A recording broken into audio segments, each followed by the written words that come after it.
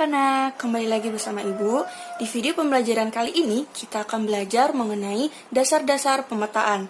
Seperti biasa, sebelum kita memulai pembelajaran kita, Ibu akan memberikan kalian waktu untuk mengambil dan melengkapi alat-alat tulis kalian agar pembelajaran kita dapat berjalan secara efektif.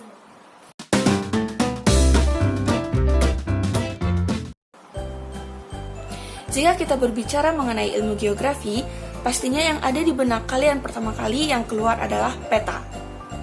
Ya, peta adalah salah satu elemen penting dalam ilmu geografi. Dalam sejarahnya, pembuatan peta dimulai pada tahun 2300 sebelum Masehi pada zaman Babilonia. Nah, pada zaman itu peta dibuat dalam lempengan yang berbentuk tablet dari bahan tanah liat. Nah, kemudian pembuatan peta mulai mengalami perkembangan. Pada tahun 1292 sebelum Masehi, bangsa Mesir membuat peta dalam gulungan kertas yang terbuat dari kulit. Nah, bangsa Mesir ini membuat peta itu bertujuan menggambar persil-persil pertanian yang ada di sekitar aliran sungai Nil. Yang lebih modern lagi, peta dibuat secara realistik oleh bangsa Yunani. Nah, bangsa Yunani ini membuat peta dengan menggunakan sistem koordinat segi 4. Dari zaman ke zaman, pembuatan peta terus mengalami perkembangan, dimulai dari bangsa Babilonia yang membuat peta dalam lempengan tanah liat, kemudian dari bangsa Mesir yang membuat dalam gulungan kertas yang terbuat dari kulit, hingga saat ini peta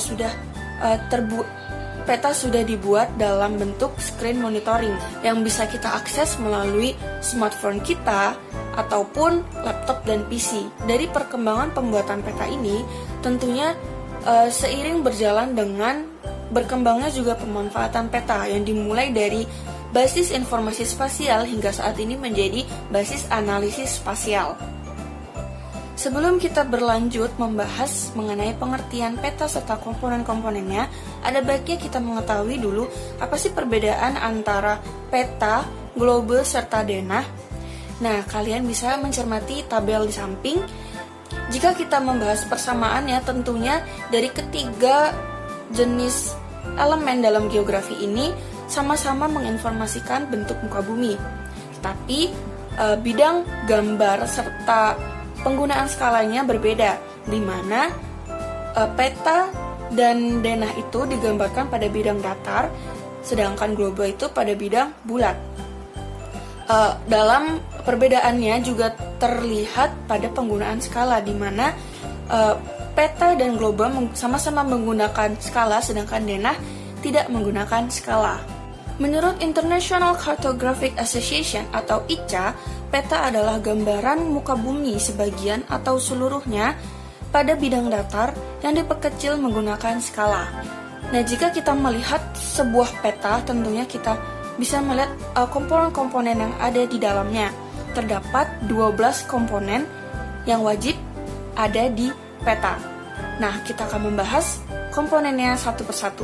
Komponen yang pertama yaitu judul peta. Judul peta ini menggambarkan informasi yang akan disampaikan pada peta tersebut. Komponen yang kedua yaitu tanda orientasi atau arah mata angin.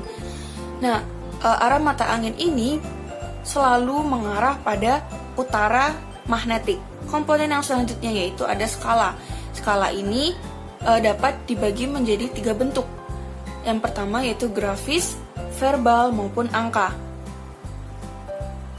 Misalkan saja nih, ada peta yang menggunakan skala 1 berbanding 500.000. Artinya, setiap 1 cm di peta sama dengan 500.000 cm di permukaan bumi sesungguhnya. Komponen selanjutnya yaitu ada lettering. Lettering yaitu penulisan pada badan peta.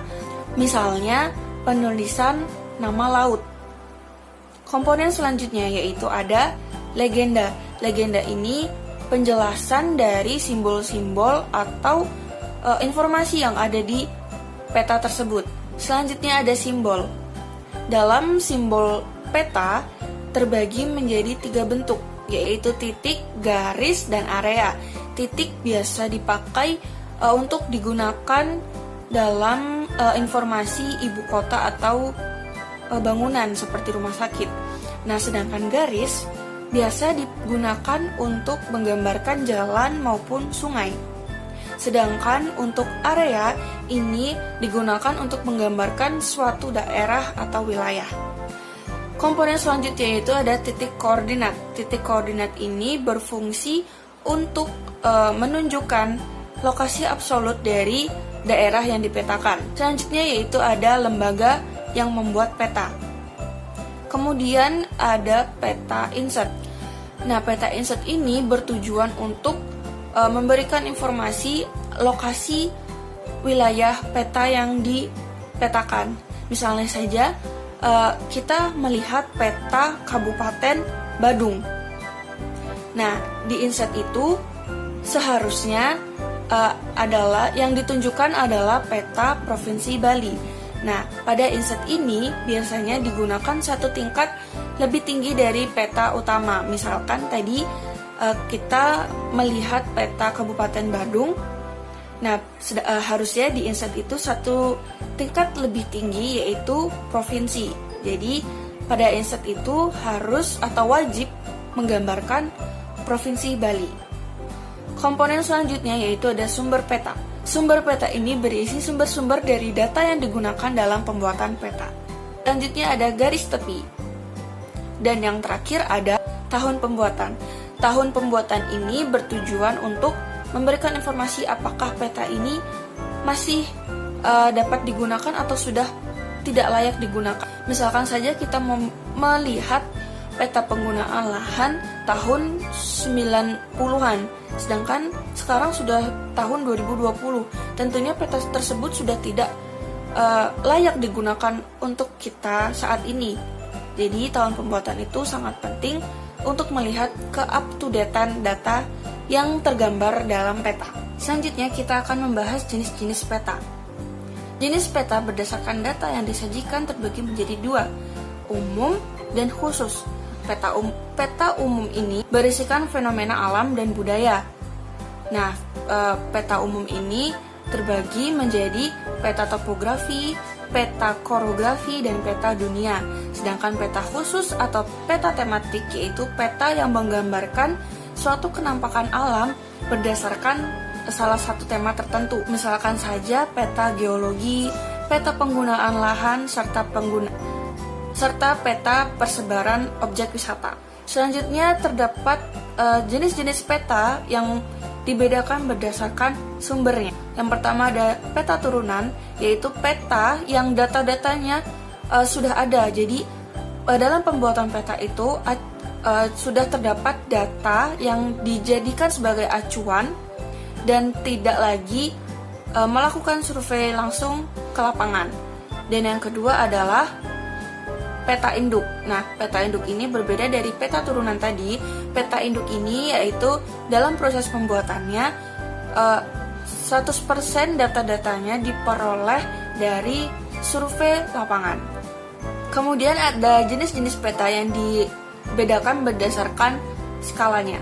Terdapat 4 jenis. Yang pertama peta kadaster, yaitu peta yang skalanya sangat besar, dengan besaran skala kurang dari 1/100 hingga 1/5000. Nah, contoh peta yang termasuk dalam golongan peta kadaster ini yaitu peta pertanahan dan peta pertambangan. Selanjutnya ada peta besar. Peta besar ini skalanya di antara 1/5000 hingga 1/250.000.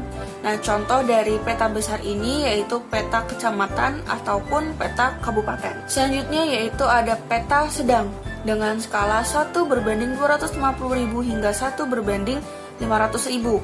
Contoh dari peta sedang ini yaitu peta provinsi. Dan yang terakhir ada peta kecil dengan skala 1/500.000 hingga lebih dari 1/1 juta. Contoh dari peta kecil ini yaitu peta negara atau peta dunia. Materi yang terakhir yaitu tentang penggunaan peta. Secara umum, penggunaan peta dibagi menjadi dua, yaitu basis informasi dan basis analisis. Basis informasi ini berarti pengguna hanya membaca informasi pada peta untuk mengetahui luas, letak, hingga area yang tergambarkan dalam peta. Misalnya, Misalnya, seseorang membaca peta persebaran objek wisata untuk mengetahui area-area mana sih yang terdapat objek wisatanya. Sedangkan basis analisis itu, informasi pada peta dijadikan sebagai dasar untuk menghitung, memprediksi, hingga memanipulasi data-data yang ada di peta tersebut.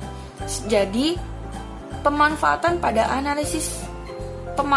pada basis analisis ini lebih luas jika dibandingkan pada basis informasi. Contohnya saja, ojek online yang menggunakan peta sebagai perhitungan jarak untuk menarik ongkos dari penumpangnya. Baik, Ibu rasa cukup untuk materi dasar-dasar pemetaan. Jika dari kalian ada yang masih bingung tentang materi ini, dapat ditanyakan langsung pada kolom komentar. Untuk menguji tingkat pemahaman kalian terhadap materi dasar-dasar pemetaan yang telah kita bahas tadi, Ibu akan memberikan kalian satu pertanyaan saja dan kalian bisa langsung menjawabnya di kolom komentar. Jika kalian melihat suatu gambaran permukaan bumi yang dilengkapi dengan beberapa komponen-komponen peta, namun terdapat satu komponen yang tidak terdapat pada gambaran tersebut. Misalnya saja tidak terdapat skala. Nah, menurut kalian, apakah gambaran tersebut termasuk ke dalam peta atau termasuk dalam denah? Ibu rasa cukup sekian video pembelajaran kita pada kali ini. Ibu ucapkan terima kasih atas perhatian kalian dan tetap jaga kesehatan kalian ya.